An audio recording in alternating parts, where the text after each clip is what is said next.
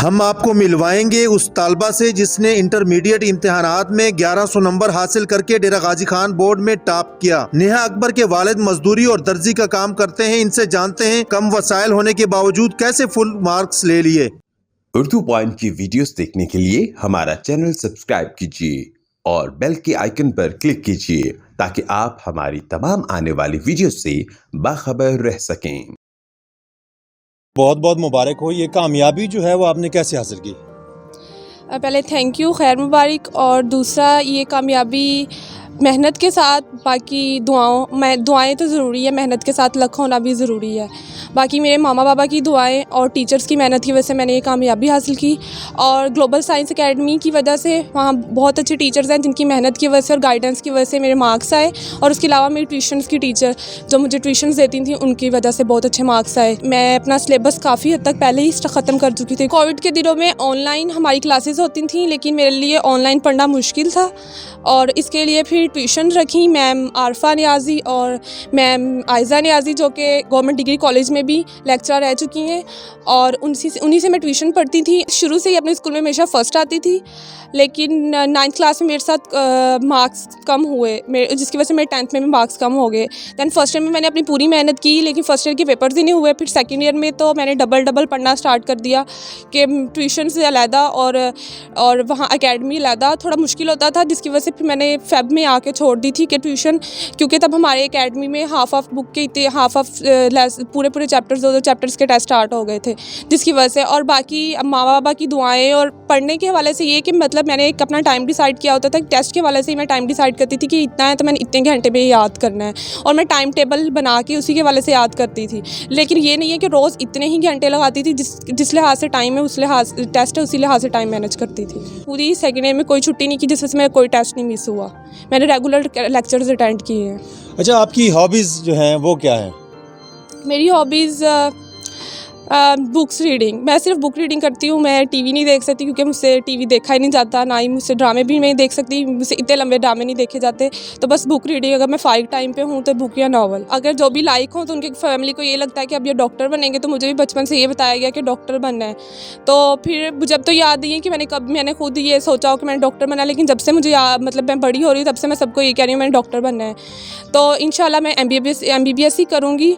और उसके हवाले से यही है कि अगर मेरा पब्लिक में नहीं भी होता तो मेरे माँ बाबा का है कि हम आपको प्राइवेट करवा देंगे। तो डॉक्टर तो मैंने बनना ही है इंशाल्लाह। और दूसरा ये कि बाकी जो गरीब लोग हैं उनकी मैं पूरी कोशिश करूँगी कि उन्हें सर्व कर सकूँ। 1100 में से 1100 नंबर हासिल करना, एक नामुमकिन चीज़ को मुमकिन बनाया आपने, उनके लिए क्या पैगाम देना चाहेंगे?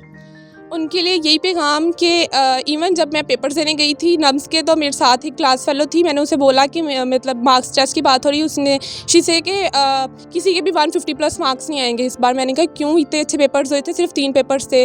तो मेरी साथ वाली एक बच्ची थी, उसे मैंने बताया था मेरे पेपर्स 100% हुए, क्योंकि मैं कोई MCQs, कोई शॉर्ट क्वेश्चन और किसी भी चीज़ में कोई मिस्टेक नहीं थी। मैं अपने पेपर कंप्लीट एक्स्ट्रा क्वेश्चन भी करके आई थी सारे पेपर्स में।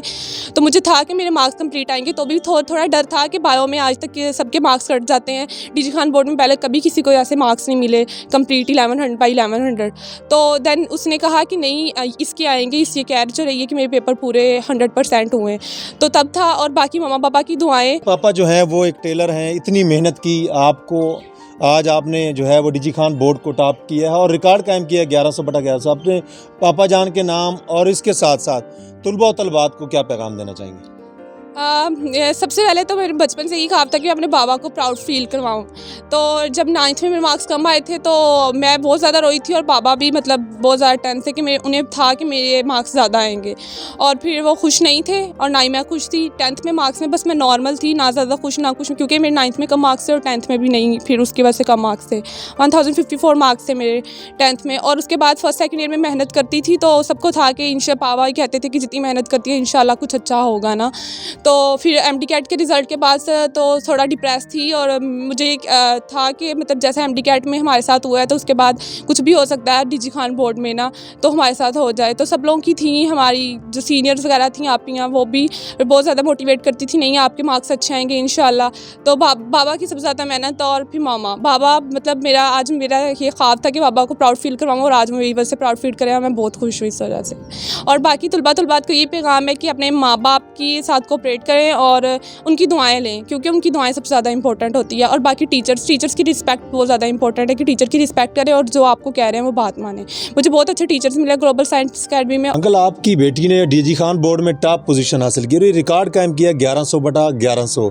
तो आपको ये तवक्को थी कि मेरी बेटी जो है वो टॉप पोजीशन हासिल करेगी और मेरा नाम जो है वो फ़ख्र से बुलंद करेगी?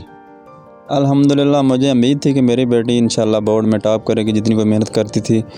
और उसने मेहनत की, अल्लाह ने उसका साथ दिया और उसने बोर्ड टॉप किया और 1100 में 1100 नंबर लिए। कोई भी काम नामुमकिन नहीं है, लेकिन उसके लिए मेहनत करना पड़ती है। मैं ये कहना चाहता हूँ कि गुर्बत तो अल्लाह ताला की देन है, किसी को दे या ना दे, लेकिन मेहनत करनी चाहिए। मेहनत से आदमी कुछ भी कर सकता है।